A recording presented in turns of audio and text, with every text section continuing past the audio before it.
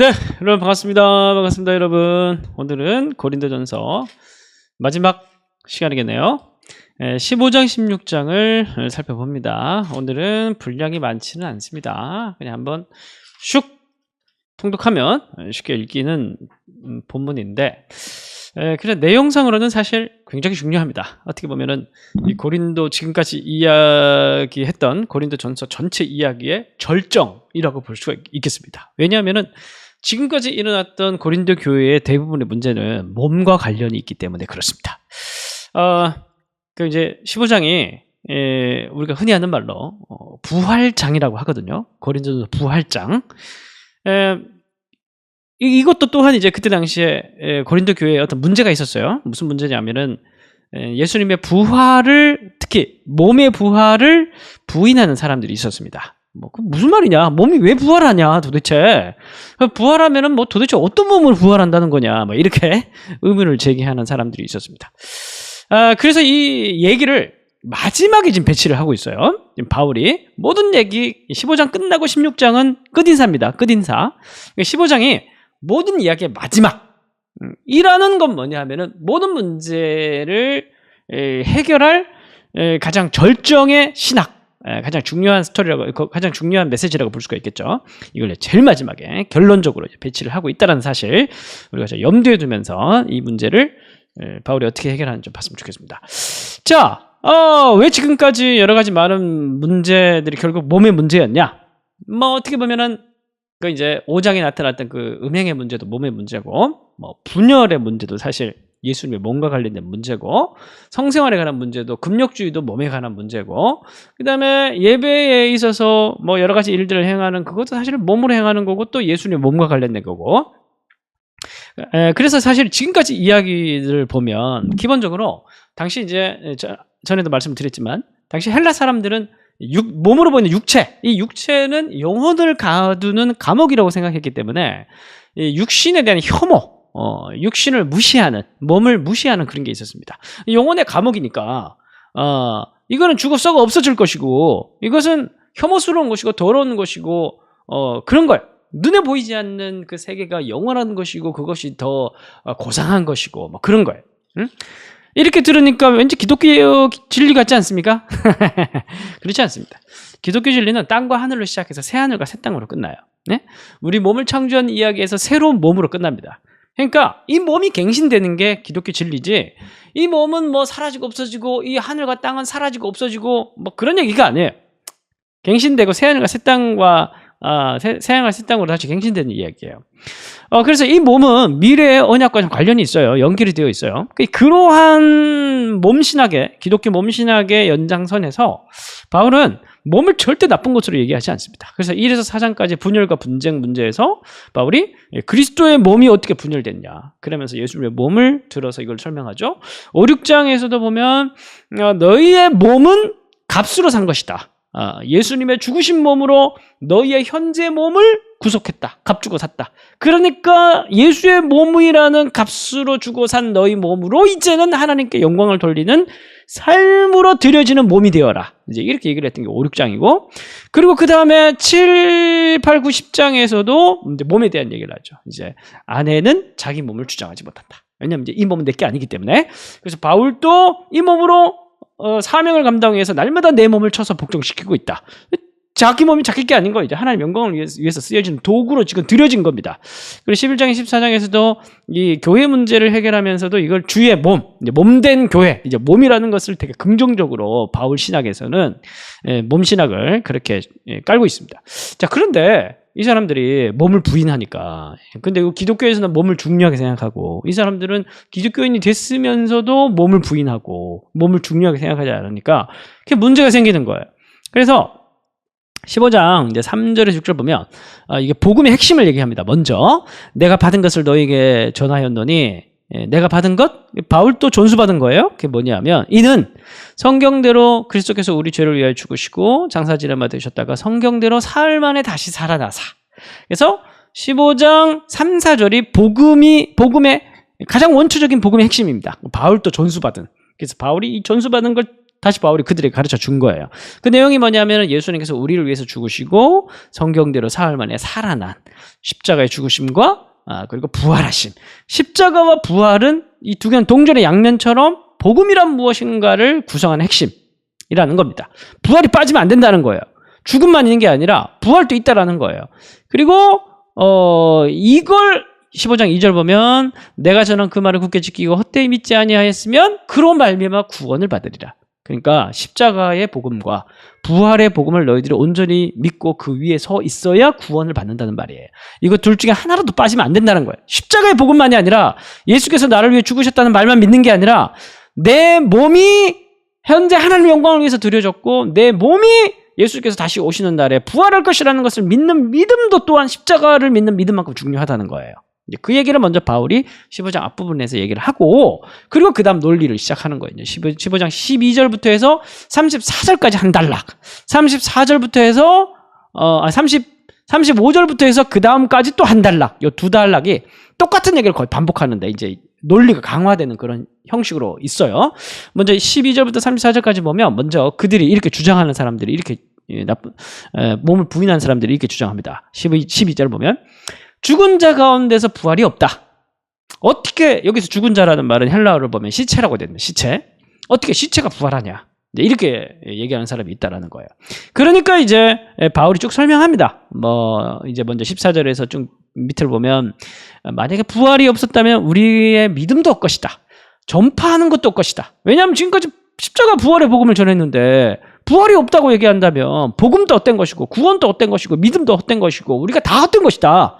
부활을 부인하는 순간부터 해서 우리는 토대가 사라지는 것이다. 이제 이렇게 얘기를 하는 거. 그러면서 18절 보면은 그리스도 안에서 잠자는 자도 망했다. 잠자는 자는 이제 이미 죽은 사람들이죠. 이미 죽은 사람들도 그 사람들 망했다. 왜냐? 부활이 소망이 없어졌으니까. 부활이 없으면 엄청나게 문제가 된다. 그리고 20절 보면 그리스도께서 죽은 자가 다시 살아나서 잠자는 자도 천열매가 돼. 예수님의 부활하심도 의미가 없게 되는 거예요. 그분의 부활하심도 천열매니까. 천열매라는 건 추수예죠. 추수 개념이죠. 예수께서 부활하시고 그 뒤에 쪼르르 다 이제 부활하는 거예요. 근데 그 부활한 순서는 어떻게 되냐면은 이제 23절 이하에 보면은 22절에서 23절 이하에 보면은 이제 먼저 그다음에는 이제 먼저 첫 열매인 그리스도, 그다음에 그리스도에게 속한 자, 그다음에 이리저리 이제 그 예수님께서 오실 때 마지막에 부활하게 될 순서에 대해서 쭉 얘기를 하고 상세하게 설명하는 거죠. 하나님의 부활 계획이, 몸의 부활 계획이 얼마나 상세하게 준비되어 있는지를 이 무지한 사람들에게 좀 막 가르쳐 주고 있는 겁니다.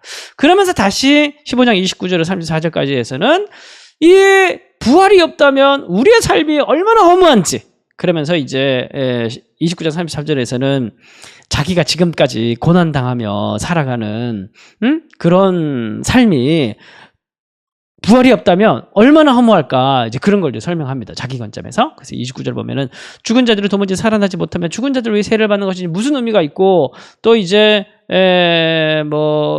32절 보면은 예배소에서 맹수와 더불어 싸웠다면 내게 무엇이 유익이 있으려 죽은 자가 다시 살아나지 못한다면 내일 죽을 터이는 먹고 마실 자 할 것이다. 그러면서 부활이 없으면 벌어지게 되는 여러 가지 많은 실제적이고 신학적인 문제들을 막 설명을 합니다. 그리고 이제 35절부터 49절까지 했으냐, 이제 두 번째 질문 35절에 누가 묻기를 죽은 자들이 어떻게 살아나며 어떤 몸으로 오느냐. 그러니까 앞에는 뭐라 그랬어요? 12절에서는 죽은 자 가운데 부활이 없다. 이 질문에 대해서 쭉 설명했고, 두 번째로는 그러면 죽은 자들이 부활한다고 하면 도대체 어떤 몸으로 살아난다는 거냐는 이해가 안 된다. 한번 설명을 해주라. 이렇게 얘기한 사람이 있었는데, 그런 이제 조롱 섞인 말에 바울이 차례차례 설명합니다. 그 15장 이제 35절에서 49절까지에서의 내용은 여러분 어렵게 생각할 필요 없이 이런 거예요. 제가 쉽게 설명해 드릴게요. 이런 거예요. 그러니까 바울이 이렇게 얘기합니다. 눈에 보이는 저 많은 다양한 식물들을 봐라. 얼마나 많지 않냐. 그리고 저 식물들이 그러면 처음엔 어떤 모습이었냐. 씨앗 아니었냐. 씨앗. 아주 작은 씨앗이었어. 근데 이 씨앗이 심을 때는 시커멓고 조그맣고 그랬는데 땅에 심어보니까 나중에 어떻게 돼요? 어느 날 갑자기 나무로, 아름드리 나무로 확 자라있고 열매가 확 맺힌 거예요. 그러면 그 전에 씨앗일 때의 모습을 상상할 수 없어요. 상상할 수 없는 거예요. 그런 것과 같이 오늘 우리의 몸도 죽으면 어디 해요? 매장하잖아요. 매장. 고대에서 매장했잖아요. 요즘도 매장하고 화장하는데 땅에 묻으면 마치 씨앗을 땅에 묻는 것처럼 묻는 거예요. 그날이 되면 어떻게 되는 거예요? 이전에 씨앗의 모습이 상상할 수 없을 정도로 어마어마한 아름드리 나무로 우리의 몸이 부활한다는 거예요.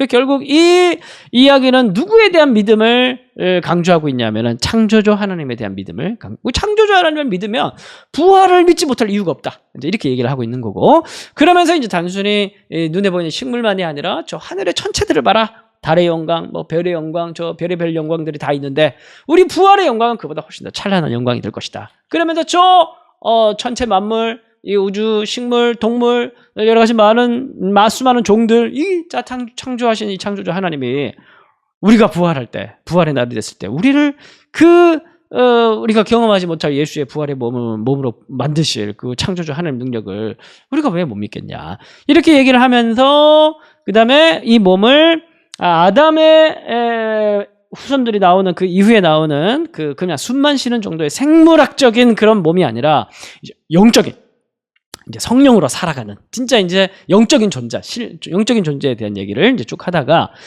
그 다음에 마지막으로 이런 이제 비유를 해요. 이런 이제 비유를 대조를 하고 이전의 몸과 부활의 몸 이렇게 얘기를 하고 그 다음에 50절부터 해서 53절까지 보면은 이제 마지막 나팔에 51절에 순식간에 호련이 다 변화될 것이다.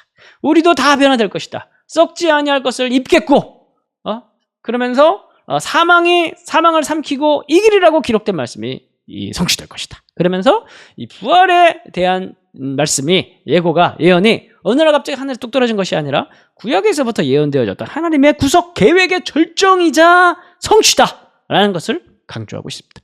그러니까 이제 이 부활장을 제일 마지막에 위치한 이유도 결국 이러한 여러 가지 많은 교회 문제와 여러 가지 많은 이런 것도 있지만 결국 마지막에 우리가 하나님 앞에 받게 될 그 상은 뭐냐 하면 부활의 몸을 입는 게 우리의 상이라는 거예요. 우리가 끝까지 경주하고 싸우고 우리의 몸을 쳐서 복종시키면서 우리가 교회를 위하여 하나님 나라 사명을 위하여 그의 복음을 위하여 사명자로 살아갔을 때 그 마지막에 주님 앞에 섰을 때 우리가 받게 되는 것은 무엇이냐면 부활의 몸을 입고 새 몸을 입고 그 영광스러운 날에 참여하는 것. 그게 우리가 받게 될 것이라는 거예요.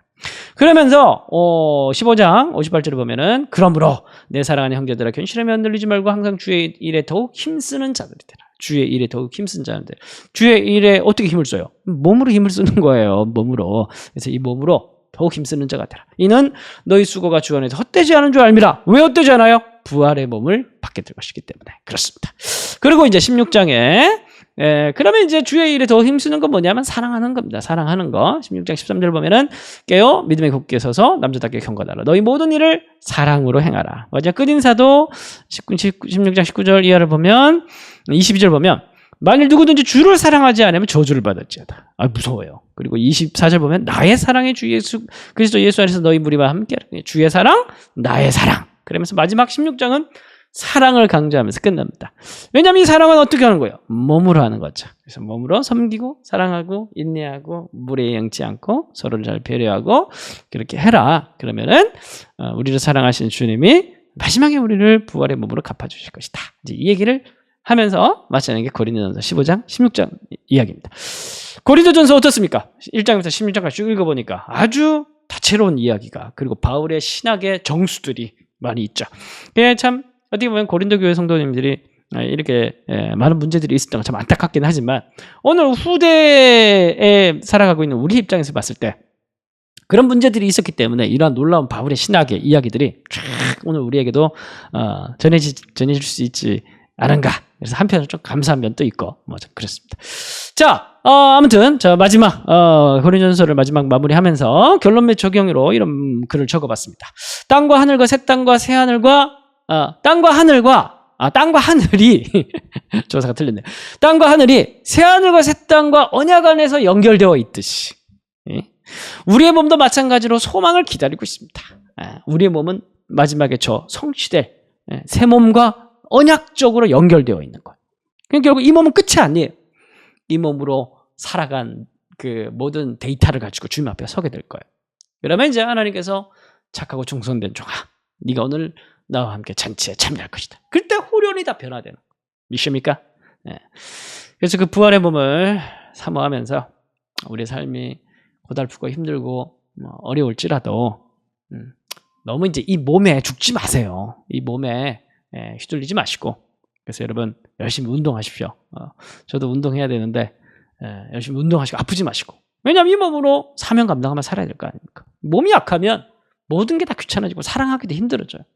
열심히 운동해서 건강한 몸으로 이웃을 섬기고 교회를 섬기고 하나님 나라 사명 감당하고, 그래서 주님 앞에 섰을 때 착하고 충성된 종, 내가 너에게 준 달란트를 네가 썩히지 않고 네가 이렇게 열심히 살다가 봤구나, 이러면서 부활의 새 몸을 함께 입는 저와 여러분들이었으면 좋겠습니다. 기도하고 마치도록 하겠습니다. 하나님, 마지막 고린도서 15장 16장 부활장을 살펴봤습니다. 하나님, 우리에게 이러한 놀라운 하나님의 선물이 기다리고 있는 줄 몰랐습니다. 우리가 이 몸을 가지고 마지막 부활할 그 몸을 바라보면서 언약의 소망을 가지고 이 몸으로 열심히 하나님 나라를 위해 살아갈 수 있도록 인도해 주옵소서. 하나님, 우리의 사명이 약해질 때 다시 한번 이 말씀을 돌아보게 하시고, 무엇보다 하나님 아버지, 우리가 이 몸으로 주님께 영광 돌리기 위하여서는 우리가 건강해야 됩니다. 우리의 건강을 허락해 주시고 또 건강을 잘 관리할 수 있는 지혜도 허락하여 주옵소서. 예수님의 이름으로 기도합니다.